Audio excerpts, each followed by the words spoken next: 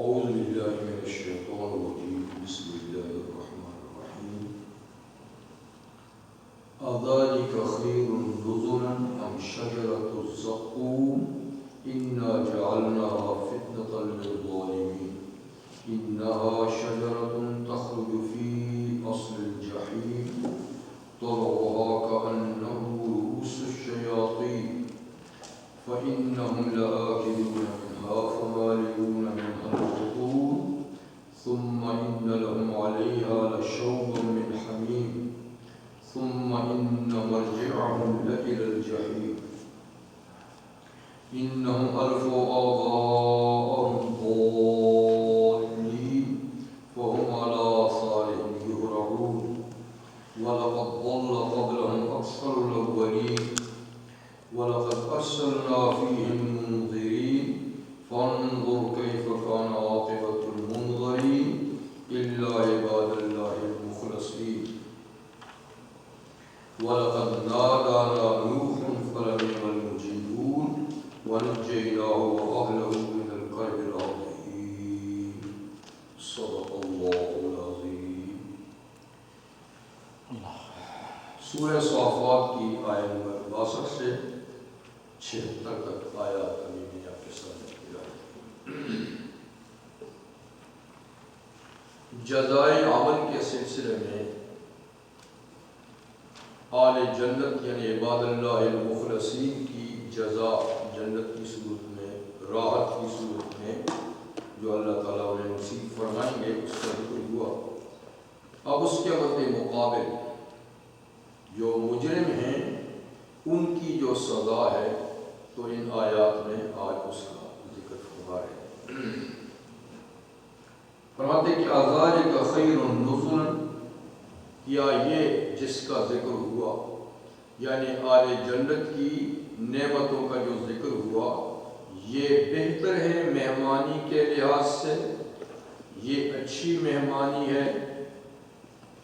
ام شجرۃ الزقوم، یا اس کے مقابلے میں تھور کا درخت، زقوم کا درخت.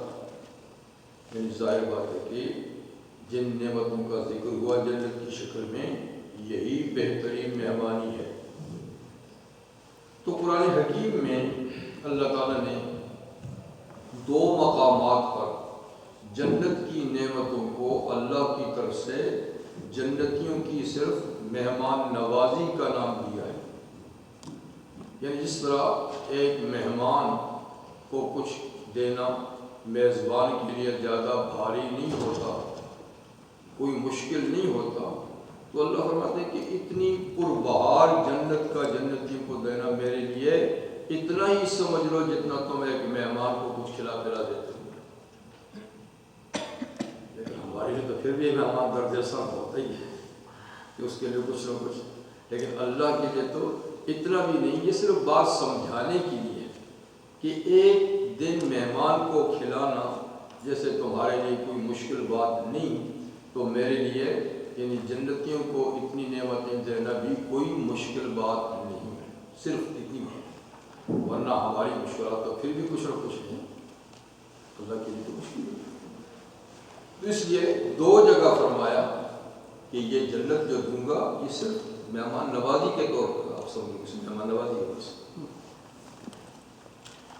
تو کیا یعنی یہ مہمان نوازی جو جنتیوں کی کروں گا یہ اچھی ہے، یا اس کے مقابلے میں مجرموں کو جو زقوم کا درخت کھانے کے لیے پیش کیا جائے گا وہ ظاہر بات ہے اس میں اور اس میں تو بہت بڑا فرق ہے، بہت بڑا فرق ہے. کیونکہ یہ تو نری سزا ہی سزا ہے اور وہ تو جزا ہی جزا ہے. تو زقوم جو ہے یہ ہمارے یہاں تھور کا درخت کہتے ہیں. بہرحال یہ تو جو دنیا تھور وہ کڑوا انتہائی کڑوا اور چھوٹے چھوٹے اس پہ کانٹے بھی ہوتے ہیں اور اس کے پتوں کی شکلیں بھی انتہائی بدنا. لیکن دنیا کا تھور کوئی اتنا نہیں ہے جہنم کا تھور ہو. تو یہ تو ایک مثال ہے، ورنہ وہاں کی چیز کی حقیقت تو کچھ اور ہے، یہاں کی چیز اس کا مقابلے پر نقلی ہے، وہ تو اصلی چیزیں ہوتی ہیں. جیسے جنت کی نعمتیں اللہ تعالیٰ نے بیان فرمائی ہیں کہ یہ نعمتیں نام وہی ہیں، کھجور ہوگی، انگور ہوگا، فلاں ہوگا، فلاں ہوگا، مکان ہوں گے، نام کی حد تک ہیں، حقائق بالکل مختلف ہوں گے کہ کیلے ہوں گے، فلاں ہوں گے۔ یہ صرف یعنی یہ ایسا سمجھے کہ جیسے یہاں ڈیکوریشن کے لیے آپ باہر سے چیزیں خرید کر کے گھر میں رکھتے ہیں، شکل تو انہی جیسی ہوتی ہے لیکن کہاں مٹی کا سیب اور کہاں اصل سے۔ تو دنیا کی نعمتیں آخرت کی نعمتوں کے مقابلے میں جیسے کہ مٹی کی اور وہ اصلی ہیں، اسی طریقے سے جو سزائیں ہیں وہ وہاں کی اصلی ہیں، یہ اس کے مقابلے میں نقدی ہے۔ اسی تو فرمایا کہ جہنم کی آگ 70 گنا سخت تیز ہوگی اس سے، 70 گنا، یہ 70 گنا کی ہمیں سمجھانے کے لیے نہ پتہ نہیں کیا ہوگا، اللہ بہتر رکھے۔ تو کیا یہ جنت کی نعمتیں بہتر ہیں مہمانی کے طور پر یا زقوم کا درخت؟ اِنَّا جَعَلْنَاهَا فِتْنَةً لِلظَّالِمِينَ، بے شک ہم نے اس درخت کو ظالموں یعنی کافروں اور مشرکوں کے لیے ایک فتنے کا سبب بنایا ہے، ان کے لیے ایک امتحان کی چیز ہے، اور دو طرح امتحان کی چیز ہے۔ ایک تو کھانے کے لحاظ سے سخت آزمائش کی بات ہے کہ ان کو جب بھوک ستائے گی تو کھانے کے لیے یہی پیش کیا جائے گا، یہ ان کا کھانا ہوگا جو کھا سکیں گے نہیں، منہ میں ڈالتے ہی ذائقہ بھی ایسا ہوگا اور پھر کانٹے بھی اس کے ساتھ، تو گلے سے اترے گا نہیں۔ تو کھانے کے لحاظ سے بھی انتہائی بد ذائقہ، اور دوسرا اس لحاظ سے بھی فتنہ ہے کہ وہ اس کا انکار کرتے کہ یہ بھلا جہنم جیسی آگ اور وہاں درخت، یہ کون سی توق کی بات ہے کہ جہنم کی آگ میں کوئی درخت بھی ہوگا جو کھانے کے لیے ملے گا؟ تو انکار بھی کرتے ہیں کہ یہ تو غیر معقول بات ہے، درخت کہاں ہوتا ہے آگ میں؟ تو اللہ تعالیٰ فرماتے ہیں ہاں میں تو قادر ہوں کہ آگ میں درخت پیدا کر دوں، درخت سے آگ پیدا کر دوں، جیسے پچھلی سورت میں گزر چکا ہے کہ اللہ تعالیٰ وہ ہے جس نے سبز درخت سے آگ بنائی، تو وہ آگ سے درخت، درخت سے آگ، تو وہ آگ میں بھی درخت پیدا کر سکتا ہے، لیکن ان کی سمجھ میں یہ بات نہیں آتی کہ آگ میں کیسے درخت ہوگا۔ تو اللہ تعالیٰ نے اس درخت کے بارے میں فرمایا ہے کہ وَالشَّجَرَةَ الْمَلْعُونَةَ فِي الْقُرْآنِ، وہ درخت جہنم کے سب میں اس کی شاخیں پھیلی ہوئی ہوں، یعنی نیچے طبقے سے نکلے گا اور ہر جہنم کے طبقے میں، جیسے جنت کی نہریں جنت الفردوس سے پھوٹیں گی تو ہر جنت میں بہیں گی، تو یہ درخت اصل جہنم میں پیدا ہوگا اور اس کی شاخیں سارے جہنم کے اندر پھیلی ہوگی۔ طلعها كأنه رؤوس الشياطين، فرمایا کہ ان کی طلع کا معنی ہے ان کے غنچے، ان کے خوشے، یا اس بات کا ان کا پھل تو ہو گئے، پتے پتے ہوتے ہیں، پتے پتے، تو طلعها یعنی ان کے غنچے یا ان کے خوشے، ان کا پھل ایسے بدنما ہوں گے کأنہ رؤوس الشیاطین، جیسے شیطان کے سر ہوتے ہیں۔ تو ان کے جو یعنی پتے ہوں گے، پھل تو ان کا پتے ہوتے ہیں، تو وہ ایسے بدشکل ہوں گے اس درخت کے جیسے شیطان کے سر۔ تو شیطان کے سر کے ساتھ اس کے پتوں کو تشبیہ کیوں دی گئی؟ ایک تو بدصورتی اور بدصورتی کی وجہ سے، ٹھیک ہے نا، بدصورتی کی وجہ سے اس لیے کہ شیطان کسی نے رکھا ہے، شیطان کی صورت کسی نے نہیں، لیکن یہ ایک ضرب المثل ہے کہ بری چیز کو شیطان سے تشبیہ دیتے ہیں، اور یہ تو شیطان ہے بالکل، اس لیے تو شیطان کی شکل بنائی ہوئی ہے، دیکھا تو کسی نے نہیں، لیکن بدنمائی اور بدصورتی میں شیطان ایک ضرب المثل ہے۔ اور خود نبی کریم صلی اللہ علیہ وسلم نے ایک صاحب آئے تو بال بکھرے ہوئے تھے، بالکل لباس شکل و صورت، تو آپ نے فرمایا یہ کیا شیطان کی شکل بنا رکھی ہے، یہ کیا شیطان کی شکل بنا رکھی ہے، بالوں کو سنوارو، صاف ستھرے ہو کر رکھو، طہارت اختیار کرو. یعنی کیا ہے؟ تو خود حضور صلی اللہ علیہ وسلم نے اس قسم کی شکل کو شیطان سے تشبیہ دی. تو گویا بدنمائی میں شیطان سے تشبیہ دی جاتی ہے، انتہائی بری شکل کو شیطان سے تشبیہ دی جاتی ہے. ایک تو یہ معنی ہے. دوسرا معنی ہے کہ یہاں شیاطین سے مراد سانپ ہے. شیاطین سے مراد کیا ہے؟ سانپ. تو سانپ کا جو سر ہوتا ہے نا، آپ کو دیکھنا تھوڑا سا چوڑا ہوتا ہے، تو اس درخت کے جو پتے ہیں وہ بھی اوپر سے تھوڑا سے چوڑے ہوتے ہیں. تو شکل میں ارد کے پتے اور شیطان کا سر ایک جیسا ہے. تو گویا یہاں شیاطین سے مراد سانپ. تو تلوا کانو شیاطین یعنی ان کے خوشے یا ان کے غنچے یا ان کے جو پتے ہیں وہ شیطان کے پھن کی طرح ہوں گے، شیطان کے سر کی طرح ہوں گے. تو وہ بھی ایک طرح کا بد شکل ہوتا ہے. تو شکل و صورت میں بھی اور ذائقے کے لحاظ سے بھی، یعنی اس سے برا کوئی درخت ذائقہ کا نہیں. اور پھر جہنم کا ہوگا تو پھر اس کی بات ہی کیا. فَإِنَّهُمْ لَآكِلُونَ مِنْهُ تو یہ جہنمی اسی درخت کو کھائیں گے. ان کے لیے کھانا اور ہوگا ہی نہیں. جب وہاں بھوکے ہوں گے اور کھانا مانگیں گے تو اسی درخت کا پھل اور پتے ان کو کھانے کے لیے ملیں گے. فَمَالِئُونَ مِنْهَا الْبُطُونَ اسی سے پیٹ بھریں گے. پیٹ کیا بھریں گے؟ گلے سے اترے تو گئے، وہ تو گلے سے اترے ہی گا نہیں. تو سورہ غاشیہ میں بھی اللہ تعالیٰ ارشاد فرماتے ہیں کہ لَآكِلُونَ مِنْ شَيْءٍ وہاں دوسرا من ضری. ضری بھی ایک درخت ہوگا جہنم میں. تو لا یسمن ولا یغنی من جوع نہ تو وہ ان کو موٹا کرے گا نہ ان کی بھوک مٹائے گا. یعنی ضری کو جب کھائیں گے، جیسے انسان غذا کھاتا ہے تو صحت اچھی ہوتی ہے، موٹا تازہ ہوتا ہے، بھوک مٹتی ہے. اور جہنم کی یہ غذا چاہے زقوم ہے چاہے ضری ہے، یہ نہ تو انسان کی صحت کو ٹھیک کریں گے کہ وہ موٹے تازے ہو جائیں اور نہ ان کی بھوک کو مٹائیں گے.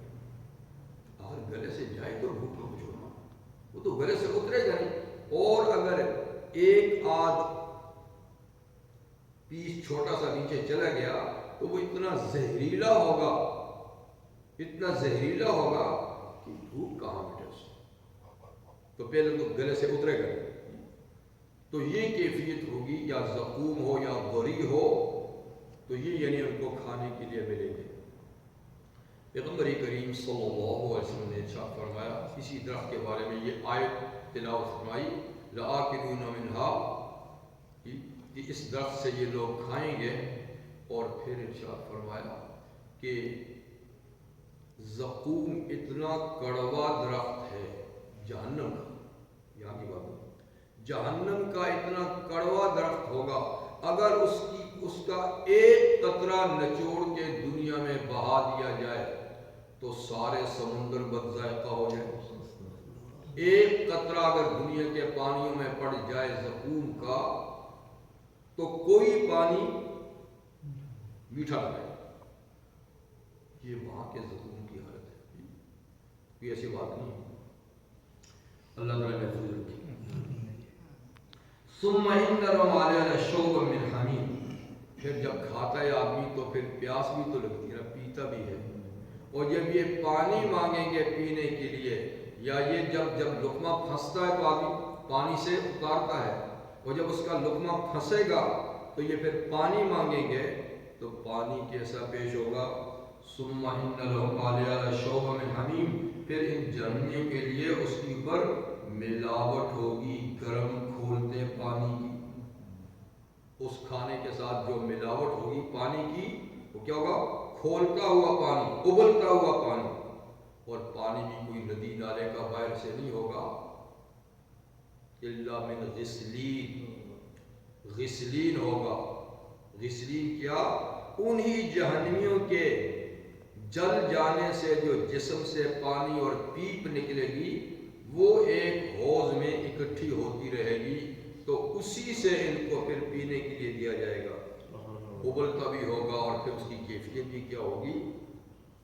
حدیث میں فرمایا کہ جب وہ منہ کے ساتھ لگائیں گے تو نیچے کا ہونٹ سکڑ کے نیچے آ جائے گا، اوپر کا اوپر چلا جائے گا، اور شکل ساری، اور جو کوئی قطرہ اندر جائے گا فقطع امعاءہم، اندر ساری آنتوں کو وہ کاٹ کے پیچھے سے نکال دے گا۔ اندر جو قطرہ جائے گا، پہلے جائے گا کہاں؟ تو اندر کی ساری آنتوں کو، اندر کے سارے حصے کو کاٹ کے باہر پھینک دے گا۔ اور یہ کوئی ایک وقت کی بات نہیں ہوگی، یہ مسلسل بھوک پیاس ستائے گی، مسلسل یہ کام ان کے ساتھ ہوئے گا، اور ہوتے ہی پھر ٹھیک بھی ہو جائے گا۔ جیسے سورہ نساء میں ہے کلما نضجت جلودہم بدلناہم جلودا غیرہا لیذوقوا العذاب، جوں ہی پہلی کھال جلے گی ہم فوراً نئی کھال چڑھا دیں گے تاکہ وہ عذاب چکھتے رہیں۔ تو خاتمہ نہیں ہوگا کہ نہیں چلو جل کے ختم ہو گئے، کچھ ہو گیا، اگلی کیفیت ہوتی، نئی کیفیت آ جائے گی، نئی کھال پہننا ہے، نئی آنتیں آ جائیں گی، نیا چہرہ بن جائے گا، پھر یہ تو یہ مسلسل ایک عذاب ہے جو ان کو ہوتا رہے گا۔ ثم ان مرجعهم الى الجحیم، یہ پلانے کے بعد پھر ان کو واپس جہنم میں بھیج دیا جائے گا۔ تو اس کا مطلب یہ ہے کہ یہ پانی جو ہے یہ جہنم سے کس کے کنارے پہ کوئی حوض ہوگا، وہاں سب جمع ہوگا، کہ جب اندر وہ کھا کر جب اٹکے گا، پانی کریں گے، تو سائڈ پہ لا کر یوں پلائیں گے، اور پلا کر پھر ان کو جہنم میں دھکیل دیں گے، پھر وہیں۔ تو یہی سلسلہ ان کے ساتھ جاری و ساری رہے گا۔ تو یا اللہ ان کا جرم کیا ہے، یہ اتنی سخت سزا ہے کا جرم وہ ہے جس کو یہ جرم سمجھتے ہی نہیں ہے۔ جرم یہ ہے کہ اس کو وہ جرم کبھی سمجھتے ہی نہیں ہے، جبھی کبھی اس کو جرم کہا ہی نہیں ہے، اس کو تو یہ بہت بڑی نیکی سمجھتے ہیں، لیکن ہماری نظر میں وہ اتنا سنگین جرم ہے جس کی سزا یہ ہے۔ آپ سزا کو دیکھ کر جرم کا اندازہ لگا لیں کہ وہ کتنا ہے۔ جرم یہ ہے انہم الفوا آباءہم ضالین، انہوں نے دنیا میں اپنے باپ دادوں کو گمراہ پایا تھا، اپنے باپ دادوں کو گمراہ پایا تھا، وہ غلط رستے پہ تھے، فَهُمْ عَلَىٰ آثَارِهِمْ يُهْرَعُونَ، یہ بھی ان کے نقش قدم پہ دوڑے جا رہے تھے آنکھیں بند کر کے، یہ بھی آنکھیں بند کر کے ان کے پیچھے دوڑے جا رہے تھے کہ ہمارے باپ دادا گئے تو ہم بھی نہیں جاتے۔ تو ان کو لاکھ سمجھایا گیا تھا کہ باپ دادے کی بات کرو، عقل و شعور سے کام لو، اور جو تمہیں ہادی آئے ہیں ان کی ہدایت پہ رستہ بدلو۔ ان کا ہم نہیں رستہ بدلتے، ہم تو انہی کے رستے پہ جائیں گے۔ یہ ہے ان کا جرم، یہ ہے ان کا جرم، جو اندھے بن کے باپ دادوں اور اپنے لیڈروں کے پیچھے بھاگے جا رہے تھے۔ ان کو لاکھ سمجھایا تھا کہ نہیں اس رستے پہ نہ جاؤ، خطرناک ہے، غلط ہے، لیکن انہوں نے رستہ بدلا نہیں۔ یہی ہو رہا ہے دنیا میں، یہی ہو رہا ہے۔ کوئی ہادی برحق کی بات سننے کے لیے تیار نہیں، کہتے ہیں ایسے ہی ڈراتے ہیں، کہتے ہیں یہ ایسے ہی۔ تو اس وقت بھی کافر کہتے تھے یہ زقوم کا درخت جہنم میں کیسے درخت پیدا ہوگا، یہ ایسے ہی ہمیں ڈراتے ہیں، یہ ایسی آگ یہ کیسی، یہ ایسے ہی ہمیں ڈراتے ہیں۔ تو یہ ساری باتوں یوں کہ ایسے ہی ہمیں ڈراتے ہیں کہ نڈر ہو گئے تھے۔ اور پھر چونکہ دنیا کی زیب و زینت اس طرف تھی، تو جو ادھر بھاگ رہے تھے یہ بھی پیچھے بھاگ رہے تھے کہ کامیابی تو ادھر ہے، یہ تو ادھر ڈراتے ہیں، یہ جہنم ہے، فلاں فلاں فلاں ہے، کامیابی تو ادھر ہے۔ تو آنکھیں بند کر کے دوڑے جا رہے تھے۔ فرمایا اس کی پاداش اب یہ ہوگی، یہ اس بات کو سن لیں، اس کی پاداش یہ ہوگی۔ دنیا میں آنکھیں بند رہیں، اب آنکھیں کھلے گی، لیکن اب کھلے کی جلد نہیں ہوگی۔ من اعرض عن ذکری، اللہ فرماتے ہیں جس نے میری یاد سے منہ پھیرا، فإن له معیشتا ضنکا، ایک تو ہم دنیا میں اس کی زندگی کو تنگ کر دیں گے، بہت کچھ ہوتے ہوئے بھی وہ پریشان رہے، اس کی معیشت کو تنگ کر دیں گے، معیشت کے اسباب بہت ہوں گے، راحت آرام کے اسباب بہت ہوں گے، لیکن وہ چین اور سکون سے خالی ہوگا، معیشت ضنکا۔ یہ تو دنیا میں سزا ہے۔ وَنَحْشُرُهُ يَوْمَ الْقِيَامَةِ أَعْمَىٰ، اور قیامت کے دن جب قبروں سے اٹھائیں گے تو اندھا کر کے اٹھائیں گے، تو ہم سے کہے گا یا اللہ میں تو صحیح آنکھیں لے کر مرا تھا، میری بینائی تو بالکل صحیح تھی، لِمَا حَشَرْتَنِي أَعْمَىٰ، مجھے آپ نے حشر کے میدان میں اندھا کیوں کر دیا، میں تو صحیح آنکھوں لے کر آیا تھا، لِمَا حَشَرْتَنِي أَعْمَىٰ وَقَدْ كُنْتُ بَصِيرًا، میں تو دیکھنے بھالنے والا آدمی تھا۔ تو اللہ تعالیٰ کذالک، ایسے اتتک آیاتنا فنسیتھا، تیرے پاس میری نشانیاں آئی تھیں، میری آیات، میرے احکامات، میرے نبی آئے تھے، ان کے معجزات آئے تھے، فنسیتھا، تو نے سب کو بھلا دیا تھا۔ تو کذالک الیوم تنسیٰ، اس کی سزا ہے کہ آج تم کو بھی میں نے بھلا دیا ہے۔ یعنی بلانے کا مطلب نہیں اللہ بھولتا نہیں، کہ بھولنا تو ہے، بلانے کا مطلب ہے کہ جیسے بھولے ہوئے کی طرف کوئی توجہ نہیں کرتا، ہم نے بھی تیری طرف توجہ چھوڑ دی ہے، تو یہ سزا ہے۔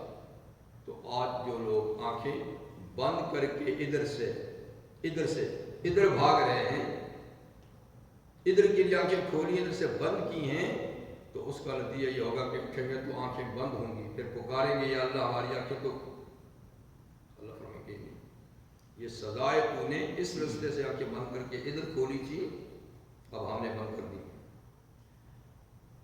تو یہ ہے جرم۔ تو کسی ہادی برحق کے پیچھے جانا تو معقول بات ہے، کسی کو اپنا راہبر و رہنما بنانا تو معقول بات ہے، اس لیے کہ ہر آدمی میں یہ صلاحیت نہیں کہ وہ رستہ خود چوز کر لے، اس لیے اللہ تعالیٰ نے خود اپنے پاس سے نبی بھیجے ہیں، اور حکم ہے کہ ان کے پیچھے چلو، اطیعوا اللہ و اطیعوا الرسول، تو کسی کے پیچھے چلنا تو ہے لازمی بات ہے، تقلید تو کرنی ہے، تقلید کے بغیر تو چارہ نہیں ہے، لیکن کرنی کس کی چاہیے، یہ بات ہے، تو کرنی چاہیے ان کی جو خود صحیح رستے پہ جا رہے ہیں، ان کے پیچھے چلو۔ وَاتَّبِعْ سَبِيلَ مَنْ أَنَابَ إِلَيَّ، اللہ فرماتے ہیں جس نے میرا رستہ پکڑا ہے اس کے پیچھے چل، بے شک آنکھیں بند کر کے چل، اس کے پیچھے چل، لیکن فرمایا کہ جو ہمارے رستے پہ نہیں جا رہا، دوسرے پہ جا رہا ہے، تو اس کے پیچھے مت چل، اس کے پیچھے مت چل۔ تو رستہ چلنا ہے تو کسی رہنما کے پیچھے چلنا ہے، ٹھیک ہے نا، لیکن رہنما کو دیکھو کہ وہ کدھر لے کر جا رہا ہے، اس کے پیچھے چلو، ٹھیک ہے۔ یہ لوگ رہنما کو نہیں دیکھتے تھے، یہ کہتے تھے باپ دادا جدھر جا رہے ہیں ہم ادھر ہی جائیں گے، تو یہ ایسا جرم ہے کہ جس کی سزا اللہ تعالیٰ نے ذکر کر دی۔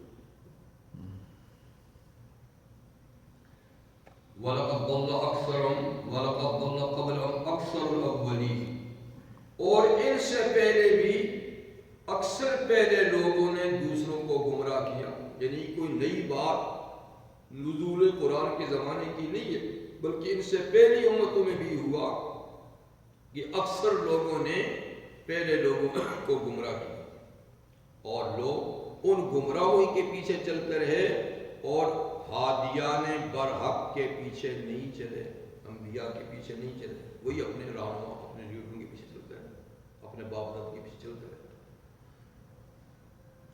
وَلَقَدْ أَرْسَلْنَا فِيهِم مُنذِرِينَ، اور ہم نے ان کے اندر بھی ڈرانے والے بھیجے تھے، ان میں بھی ڈرانے والے بھیجے تھے، جن رسول آئے، نبی آئے، ان کے پیروکار آئے، تو اس طرف لوگ نہیں گئے اور اسی طرف جاتے رہے جو سبز باغ دکھاتے تھے ان کو، کہتے یہ ٹھیک ہے، یہ صحیح نہیں۔ تو ان کا حشر کیا ہوا دنیا میں سب نے دیکھ لیا، تو ان کا حشر بھی کیا ہوگا دنیا میں دیکھ لیں گے۔ حضور صلی اللہ علیہ وسلم فرمانا یا آپ کی زندگی میں ان کا حشر تو میں آپ کو دکھا دوں گا آپ کی آنکھوں کے سامنے، یا آپ چلے جائیں گے تو بعد میں، لیکن ان کو بھی چھوڑنا نہیں، ان کے ساتھ بھی وہی کرنا جو پہلی امتوں کے ساتھ کیا۔ ایسا ہوا تو جزائے عمل کے لیے بڑا وقت پڑا ہوا ہے۔ ہم سمجھتے ہیں کہ ہر چیز کا بدلہ ہماری آنکھوں کے سامنے ہو جائے، ہم اپنی عمر کے حساب سے جزا اور سزا دیکھنا چاہتے ہیں۔ اللہ اپنے ٹائم سے، ہمارا ٹائم کیا ہے محدود، اللہ تعالیٰ کے یہاں وقت بڑا پڑا ہوا ہے، ہمارے ہاں 1000 سال، اللہ کے یہاں ایک دن۔ تو جیسے ہم کسی کو چند گھنٹے چھوٹ دیتے، کر لے کیا کرے گا، پھر دیکھیں گے تیرے ساتھ، تو وہ یہ سمجھے کہ مجھے 2-3 گھنٹے کی چھوٹ مل گئی ہے اور وہ پھر غلطیاں کرے تو بیوقوف نہیں ہوگا کہ یہ جو مجھے کہا ہے کہ اچھا 2-4 گھنٹے کر لے پھر ہمیں دیکھوں گے تیرے ساتھ۔ تو یہ ایسا ہی ہے، ہم 50 60 70 سال اللہ فرماتا ہے کہ کر لو، یہ تو میرے پاس تو چند سیکنڈ کی بات ہے، چند سیکنڈ کی بات ہے، میرا دن تو 1000 سال کا ہے، تیری عمر تو اس میں چند سیکنڈ ہے۔ تو چند سیکنڈ کی چھوٹ مل جائے تو کوئی کہے کہ کچھ نہیں ہو رہا، اور ہم بھی کہتے ہیں کچھ نہیں ہو رہا، دیکھو جی یہ ہو رہا ہے، یہ ہو رہا ہے، کچھ بھی نہیں ہو رہا۔ ارے بھائی یہ تو چند سیکنڈ کی بات ہے، اللہ کے ہاں تو جزا اور سزا کے لیے بڑا ٹائم پڑا ہوا ہے۔ ہم اس کو سمجھتے ہیں کہ بڑا وقت گزر گیا، وہاں پہ سیکنڈ بھی نہیں گزرتا۔ تو بدلہ اللہ تعالیٰ ضرور لیتے ہیں مجرم سے، اپنے حساب سے لیتے ہیں۔ تو ہم نے ان میں بھی ڈرانے والے بھیجے، فانظر کیف کان عاقبۃ المنذرین، سو دیکھیے ان ڈرائے ہوئے لوگوں کا انجام کیا ہوا۔ جو ان کا ہوا وہ ان کا بھی ہوگا، جو آج دن دراتے پھرتے ہیں، بے خوف و خطر کی زندگی گزارتے ہیں، اور جو کہتے ہیں کہ میں ہوں اور کوئی دوسرا نہیں ہے۔ یہ تو چند سیکنڈ کی بات ہے، دیکھیں کیا ہوتا ہے میرے ساتھ۔ تو خیر اللہ تعالیٰ نے ان آیات مبارکہ میں دونوں پہلو بتا دیے، جزا کا بھی بتا دیا کہ کیسی بھلی جزا ہوگی، جو یہ چند سیکنڈ، جو اللہ کے ہاں چند سیکنڈ ہیں، ہمارے ہاں چند سال ہیں، بچ بچا کے گزار لے، احتیاط سے گزار لے، صراط مستقیم پہ چل کے گزار لے، کتنا بھلا انجام ہوگا، کتنا بھلا انجام ہوگا جس کی۔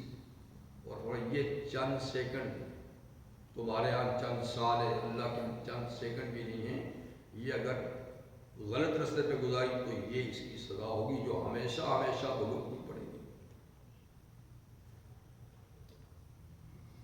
پیغمبر کریم صلی اللہ علیہ وسلم نے ارشاد کرا، بخاری شریف کی حدیث میں ہے کہ پیچھے جو نعمتیں بیان ہوئی تھی جنت کی، اس میں یعنی خورد و نوش، رہائش، بیویاں، ان سب چیزوں کا تذکرہ ہوا تھا۔ اسی سب میں حدیث اچانک یاد آئی تو سنا دیں، بخاری شریف کی حدیث ہے۔ حضور نے فرمایا کہ جنت کی عورت اگر اوپر سے ذرا سا جھانک لے، جھانکنا جانتے ہیں آپ، تھوڑی سی، تو مشرق اور مغرب روشن ہو جائے۔ صرف تھوڑی دیر جھانک ہی لے باقی خاتون تو ایسی باجمال ہوئیں کہ اس کے سامنے یہ یہاں کی روشنیاں کوئی حقیقت نہیں رکھتی، پوری کائنات کی روشنیاں اس کی روشنی کے سامنے مان پڑ جائیں، اور ہلکی سی سانس لے لے تو ساری دنیا معطر ہو جائے، ساری دنیا معطر ہو جائے۔ اور ارشاد فرمایا کہ جنت میں ایک لاٹھی رکھنے کی جگہ دنیا اور دنیا کی ساری چیزوں سے زیادہ بہتر ہے۔ اور فرمایا کہ جنت کی عورت کے سر کا دوپٹہ دنیا اور دنیا کی ساری نعمتوں سے زیادہ قیمتی ہے۔ یہ باتیں ہمیں سے سب سمجھانے کی کہ ہم اتنا ہی سمجھ سکتے ہیں، ورنہ حقائق میں نے کہا وہ ہیں جو جا کے ہی دیکھنے کی بات ہے. اس لیے کہ چکھنے سے جو چیز معلوم ہوتی ہے نا وہ کہنے سے معلوم نہیں ہوتی. چکھنے سے ذائقہ کا جو پتہ چلتا ہے، آپ اس کو 100 دفعہ بتانے سے وہ نہیں ہوتا. حقائق جو ایک طرف یہ نعمتیں ہیں تھوڑی سی زندگی ٹھیک گزارنے پر، اور ایک طرف یہ کلفتیں ہیں تھوڑی سی آزادی کے بدلے میں، تھوڑی سی. اب دیکھیے کدھر جاتا ہے پروانہ، کدھر جاتا ہے. اللہ کا رحم تو رخ زیبا کے آگے شمع رکھ کر وہ یہ کہتے ہیں، رخ زیبا کے آگے شمع رکھ کر وہ یہ کہتے ہیں، گزر جاتا ہے پروانہ دیکھو یا ادھر آتا ہے. اللہ کا رحم تو دونوں رستے کھول کے رکھ دیا، پروانہ کدھر جاتا ہے. فن جی اللہ عباد اللہ المخلصین، فرمایا مگر اللہ کے مخلص بندے ان ساری مصیبتوں سے چھوٹے ہوں گے. اللہ کے مخلص بندے، یہ جو کچھ اوپر ذکر ہوا ہے ان کو اس سے کوئی سروکار نہیں ہوگا. اور حق تعالیٰ نے سورہ انبیاء میں ارشاد فرمایا ہے ان الذین سبقت منا الحسنی اولئک عنہا مبعدون، جن کے لیے ہمارے ہاں سے حسنہ کی بات طے ہو چکی ہے. حسنہ کا معنی جنت، یعنی جن کے لیے ہمارے ہاں جنت طے ہو چکی ہے، اولئک عنہا مبعدون، وہ اس جہنم سے کوسوں دور رکھے جائیں گے.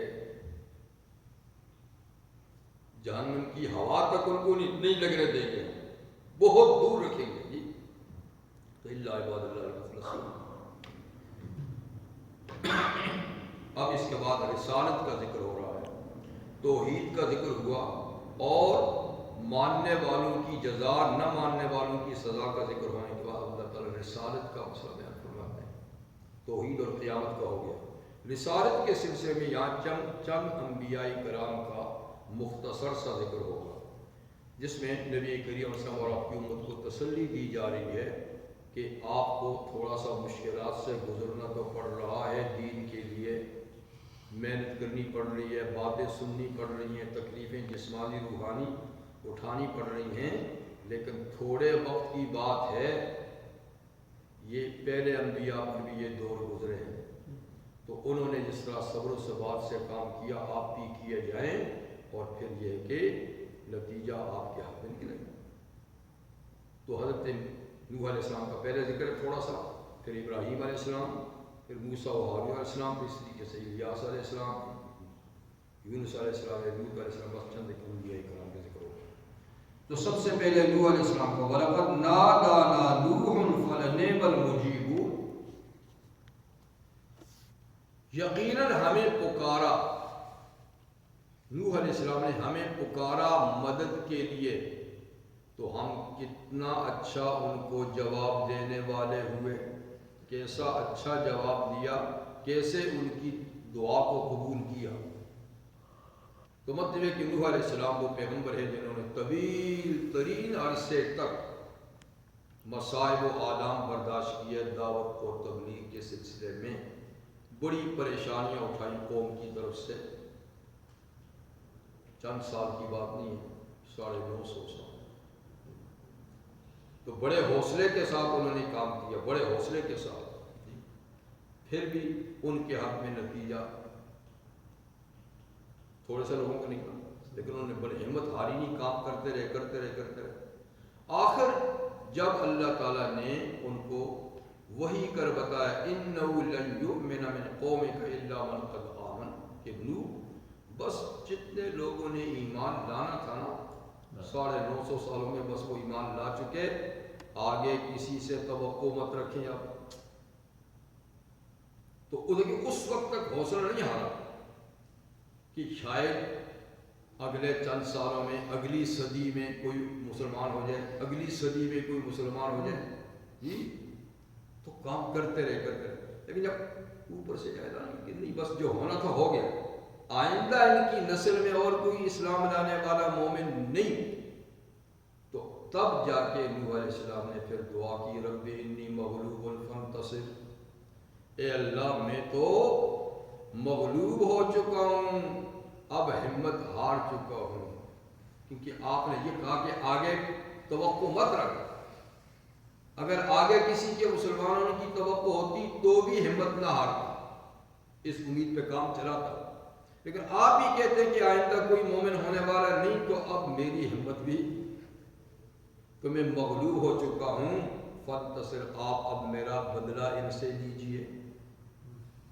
انتصار کا یعنی میرا بدلہ ان سے اب لیجئے. بہت ستایا ہم لوگوں نے، بہت ستایا. تو یہ دعا کی. اور پھر اس کے بعد یہ دعا جو سورہ نوح میں ہے، یہ سورہ قمر میں ہے، سورہ نوح میں ہے، رب لا تذر علی الارض من الکافرین دیارا، اے اللہ اب تو کافروں کا ایک گھر بھی مت چھوڑیے سطح زمین پر، اس دھرتی پہ ایک گھر بھی مت چھوڑیے. انک ان تذرهم یضلوا عبادک، اگر آپ نے ان کو چھوڑ دیا تو ان میں تو کوئی ایمان لانے والا نہیں، لیکن جو ایمان لائے ہیں یہ ان کو بھی بگاڑ دیں گے، داؤ پیچ چلائیں گے ان پر بھی، تو یہ آپ کے ان بندوں کو بھی بگاڑ دیں گے جو تھوڑے بہت آئے ہیں. وَلَن يَلِدَ اللَّهُ فَاجِرًا كَفَّارًا، اور یہ بھی آپ نے کہا ہے کہ اب جو بھی ان سے پیدا ہوگا وہ فاجر اور ناشکرہ ہی پیدا ہوگا، تو ان کی نسل سے امید نہیں، یہ اب ان کے لیے خطرہ ہو سکتے ہیں. اس لیے اللہ اب ان سے زمین کو پاک کر دے. اور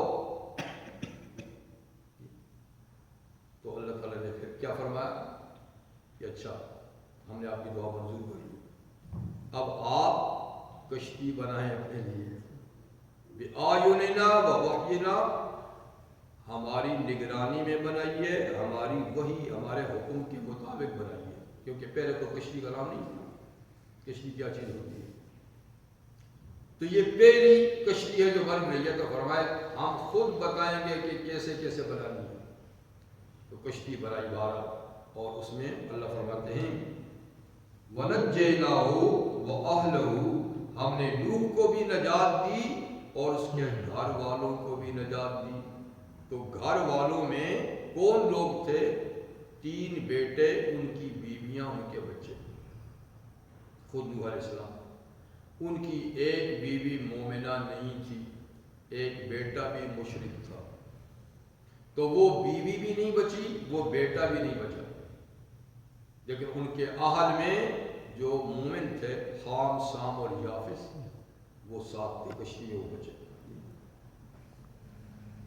من الکرب العظیم، یعنی اس بڑی مصیبت سے جو طوفان کی شکل میں آئی، ہم نے ان کو نجات دے دی، ان کے آل کو بھی نجات دے دی، اور جو مومن تھے ان کو بھی نجات دے دی. وَجَعَلْنَا ذُرِّيَّتَهُمُ الْبَاقِينَ، اور پھر مزید یہ کہ ان کی اولاد کو ہی ہم نے دنیا میں باقی رہنے والا چھوڑا. آگے جو نسل چلی انسانوں کی وہ نوح علیہ السلام سے ہی چلی، باقی جو کشتی کے سوار تھے ان کی نسل نہیں چلی. یعنی وہ لوگ زمین پہ اترے، کچھ برس تک رہے، اور پھر بیمار ہو کے وہ سب کا خاتمہ ہو گیا. ان کی اولاد نہیں چلی. اولاد جو آگے چلی تو صرف نوح علیہ السلام کے 3 بیٹوں سے، سام، حام اور یافس سے. تو کچھ دنیا کی قومیں سامی النسل ہے، کچھ حامی النسل ہے، کچھ یافس النسل ہے، بس یہی ہے. تو ہم ایشیائی لوگ، عرب کے لوگ سامی النسل اور یورپین بھی ساتھ، اور جو حبشی ہیں یہ افریقہ، یہ حام کی اولاد ہے، حامی النسل. اور جو رشین، چائنیز اور اوپر کے یہ انڈونیشیا وغیرہ، یہ سب جو ہے یافس کی اولاد ہے. اور یاجوج ماجوج بھی، یاجوج ماجوج بھی یافس کی اولاد سے ہوں گے، اور وہ بھی اسی قسم کے لوگ ہوں گے جو یہ اس قسم کے ہیں. مطلب کہ ہو سکتا ہے کہ یہی آگے چل کے بگڑ جائے اور یاجوج ماجوج یہی بن جائے، یا اللہ تعالیٰ نے ان کو کہیں رکھا. لیکن ہے وہ اسی ایریے میں، اسی ایریے میں یاجوج ماجوج، چاہے وہ یہی آگے چل کر چینج ہو جائے، اور یا یہ کہ وہ مستقل کہیں اللہ تعالیٰ نے کو رکھا ہو، جو بھی ہے. تو یہ 3 مطلب ہے کہ بیٹوں کی اولاد ہے جو ساری دنیا میں اس وقت ہے، اسی لیے ان کو آدم ثانی کہتے ہیں. وَتَرَكْنَا عَلَيْهِ فِي الْآخِرِينَ، اور ہم نے نوح علیہ السلام کے لیے پچھلے لوگوں میں اس بات کو چھوڑ دیا، وہ کیا؟ سلام علی نوح فی العالمین، کہ جہاں میں نوح پر سلام ہو، تو یعنی ان کے لیے سلامتی کا کلمہ ہم نے پچھلی نسلوں میں چھوڑ دیا، تو آنے والی نسلیں جب بھی ان کا ذکر کریں گی تو کیا کہیں گی؟ سلام علی نوح، جیسے ہم کہتے ہیں نوح علیہ السلام۔ تو سلامتی کا کلمہ ہم نے بطور عزت و تکریم ان کے لیے پیچھے چھوڑ دیا۔ تو اچھے لوگوں کے لیے اللہ تعالیٰ ان کے پیچھے نیک کلمہ چھوڑ دیتے ہیں، جیسے انبیاء کرام ان کے لیے علیہ السلام یا صلی اللہ علیہ وسلم کا کلمہ، صحابہ کرام کے لیے رضوان اللہ تعالی رضی اللہ تعالیٰ عنہ، یا اس کے بعد امت کے جتنے صالحین ہیں رحمہ اللہ رحمۃ اللہ علیہ، یا کلمات سلامتی کے کلمات عزت و تکریم کے کلمات اللہ تعالیٰ چھوڑ دیتے ہیں، لوگ اس سے ان کو یاد کرتے رہتے ہیں۔ ورنہ کتنے گئے ہیں بڑے بڑے فاتح ظالم جی جن کا کوئی نام ہی نہیں لیتا، فرعون گیا، نمرود گیا، حامان گیا، شداد گیا، قارون گیا، پتہ نہیں کتنے کتنے گئے، کوئی پوچھتا ان کو؟ کوئی نہیں پوچھتا۔ نہ گورے سکندر نے ہے قبر دھارا، مٹے ڈاریوں نامیوں کے نشان، کیسے کیسے قبروں کو پتہ بھی نہیں۔ تو اللہ تعالیٰ بہرحال اپنے اچھے بندوں کا ذکر خیر پچھلی امتوں میں پچھلی قوموں میں چھوڑتے ہیں۔ اِنَّا كَذَلِكَ نَجْزِي الْمُحْسِنِينَ، ہم نیکی کرنے والوں کو ایسا ہی بدلہ دیتے ہیں کہ دنیا میں ان کا ذکر خیر چھوڑ دیتے ہیں، آخرت میں ان کے لیے بھرپور نعمتوں سے ان کا استقبال ہوتا ہے، پچھلے ان کے لیے دعا کرتے ہیں، ایثار ثواب کرتے ہیں۔ اِنَّهُ مِنْ عِبَادِنَا الْمُؤْمِنِينَ، نوح ہمارے مومن بندوں میں سے تھے۔ تو اللہ تعالیٰ نے اپنے پیغمبر کے لیے خود کہہ دیا کہ وہ ہمارے مومن، جس کو اللہ تعالیٰ کہہ دے کہ مومن بندہ ہے، پھر خود خیر اللہ تعالیٰ کے ہی پیغمبر ہیں، لیکن پھر بھی تصدیق ہوگی نا کہ وہ ہمارے مومن بندوں میں سے ہیں۔ ایسا قرآن حکیم میں صحابہ کے فرمایا اولئک هم المؤمنون حقا، یہ صحابہ رسول سچ مچ مومن ہیں۔ اب کوئی ان کے ایمان میں شک کرنے لگے تو آپ خود ہی اللہ جن کو سچ مچ مومن ہیں، اور جن کے لیے اللہ تعالیٰ فرماتے ہیں رضی اللہ عنہ و رضوا عنہ، خدا ان سے راضی ہے، وہ اللہ سے راضی ہیں۔ اب کوئی ان سے ناراض ہو تو اپنا ٹھکانہ بنا لینا جہاں بنانا ہے۔ اور اللہ فرماتے ہیں اولئک هم الراشدون، یہ ہدایت دینے والے ہیں، اوروں کو بھی رہنما ہیں۔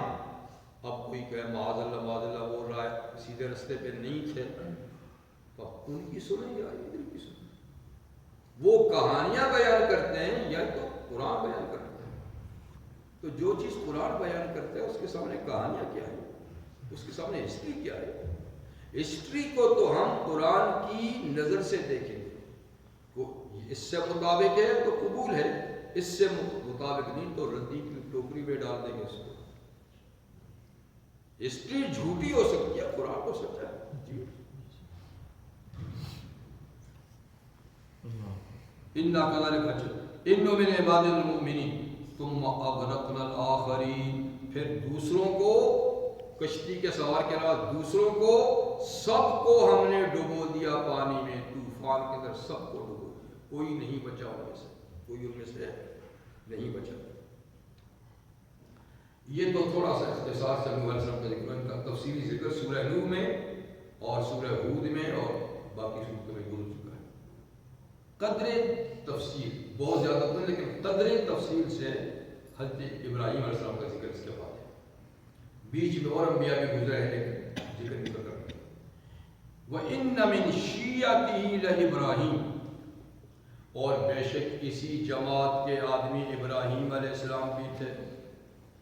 جماعت سے کیا مراد؟ یعنی انبیاء کی جماعت۔ تو اِنَّ مِن شِيَّتِهِ، بعض لوگ لفظوں سے بھی استدلال کر لیتے ہیں، لفظ دیکھ لیا مطلب نہیں سمجھا. تو ہمارے دوست جو نا جو ہمارے ساتھ کٹ گئے ہیں دوسری طرف ہو گئے ہیں, دوسرا نام انہوں نے رکھ لیا نا, یہی والا نام رکھ لیا ہے. ہاں جی, تو کیا دیکھا تم ایسا کرتے ہو, دیکھو ابراہیم بھی تو وہ تھے.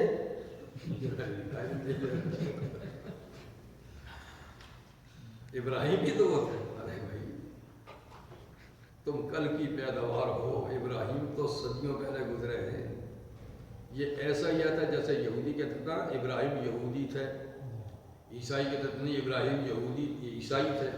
اللہ تعالیٰ فرمایا یہودیت عیسائیت تو کل کی پیداوار ہے, ابراہیم تو صدیوں پہلے گزرے, تم کیسے ان کو کھینچ کے لا رہے ہو اپنے. وما انزلت التوراۃ والانجیل الا من بعد, تورات انجیل تم سے بہت بعد میں نازل ہوئی ہے. اور یہودیت پھر تورات کے ماننے والے اپنے آپ کو کہتے ہیں, اور عیسائی انجیل کو. اس کام سے ابراہیم علیہ السلام کہ تم کو کھینچ کے لا رہے. تو یہ بیچارے تو اور کل کی پیداوار ہے, یہ کہتے لگا کہ وہ بھی. تو بھائی اصل میں شیعہ کہتے ہیں جماعت, سمجھے. شیعہ کا معنی کیا ہے جماعت, جو خاص نظریہ خاص اصول اور ضوابط کی کوئی پابند ہو تو ہر اس جماعت کا نام ہے. تو اصطلاحی شیعہ اور ہیں, لغوی شیعہ اور ہیں. تو یہ لغت کے لحاظ سے یعنی جماعت انبیاء میں سے ابراہیم بھی ہیں, ان کی ہی جماعت کے فرد ایک ابراہیم بھی ہے. تو انبیاء کرام کی ایک پوری جماعت ہے, ان میں ایک ابراہیم بھی ہے.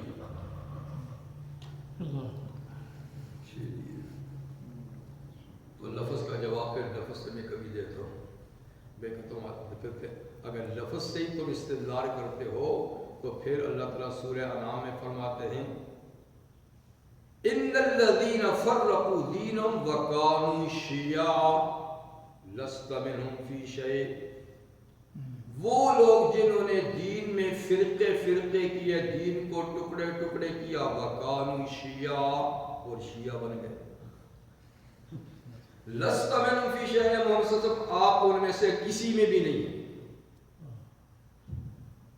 اگر لفظ کی بات ہے, لفظ کی بات تو لفظ سے تو نہیں ہوتا, آپ اس کے حقائق کو دیکھیں. چلیے اذ جارحوا بقلب سلیم, یعنی ابراہیم صلی کی پوری ہسٹری یہاں نہیں ذکر ہو رہی, بلکہ ایک خاص واقعہ ذکر ہو رہا ہے کہ جب وہ اپنے رب کے پاس لائے تب بقلب سلیم, سلامت دل لے کر آئے. ایسا دل سلامت جو ہر قسم کے شکوک و شبہات سے پاک, ہر قسم کی خرابی سے پاک دل اللہ کے پاس لے کر آئے. تو ان کی دعائیں سورہ شعراء میں کہ یوم لا ینفع مال ولا بنون, اے اللہ اس دن مجھے رسوائی سے بچانا, ذلت سے بچانا, جس دن مال اور بیٹے کام نہیں آئیں گے. الا من اتى الله بقلب سلیم, مگر جو اللہ کے پاس سلامت دل لے کر آیا وہی بچے گا. یعنی جو دل کفر سے, شرک سے, نفاق سے, معصیت سے پاک دل خدا کے پاس لایا, وہ دل اس کو نفع دے گا.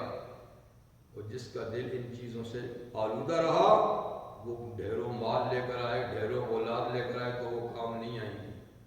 تو اللہ کیا قلب سلیم, قلب سلیم. تو فرمایا کہ خود ابراہیم بھی قلب سلیم لے کر آئے تھے. ہر نبی قلب سلیم لے کر آئے. اس قال لابی وقومی ماذا تعبدون, جب وہ قلب سلیم لے کر آئے اور ان کو نبوت سے اللہ نے نوازا تو انہوں نے سب سے پہلے اپنے والد اور قوم سے خطاب کیا کہ میرے باپ, اے میری قوم, ماذا تعبدون, تم کس کی عبادت کرتے ہو, کس کی پوجا پاٹ کرتے ہو, کس کو حاجت روا اور مشکل کشا سمجھتے ہو. پھر خود ہی پوچھا ائفکا آلہۃ, کیا یہ جھوٹے خدا, یہ جھوٹے خدا جو تم نے اپنے ہاتھ سے بنا رکھے ہیں مورتیاں, دون اللہ تریدون, اللہ کے سوا تم ان کو چاہتے ہو. چاہنے کے قابل تو اللہ ہے, آپ اللہ کو سوا ان کو چاہتے ہو, یہ جھوٹے. چلو فما ظنکم برب العالمین، تو تمہارا رب العالمین کے بارے میں کیا خیال ہے، کیا عقیدہ ہے، اللہ کے بارے میں تمہارا کیا عقیدہ اور کیا خیال ہے وہ بتاؤ۔ یعنی بظاہر تو لگتا ہے کہ تم اس کو بھول چکے ہو، انہی کو چاہتے ہو، تو ان کے بارے میں کیا خیال ہے؟ تو ظاہر بات ہے ان کا جواب وہی تھا جو پیچھے گزرا ہے کہ بس باپ دادا ان کی پوجا کرتے تھے اور ہمیں کوئی پتہ نہیں کہ باپ دادا ان کی وجدنا آبانا کذالک یفعلون، ابراہیم ہم نے اپنے باپ دادوں کو ایسا ہی کرتے دیکھا ہے، مندر میں جاتے دیکھا ہے اور ہمیں کچھ پتہ نہیں ہے۔ تو انہوں نے سمجھانے کی کوشش کی لیکن انہوں نے وہی بتایا کہ بس ہمارا راستہ یہ، ہم مزید سمجھنے کی کوشش بھی نہیں کرتے۔ خیر یہ طویل بات ہے، پھر چلتی رہی بات، چلتی رہی اور انہوں نے دلائل سے بڑا سمجھایا لیکن وہ دلائل سے نہیں سمجھے۔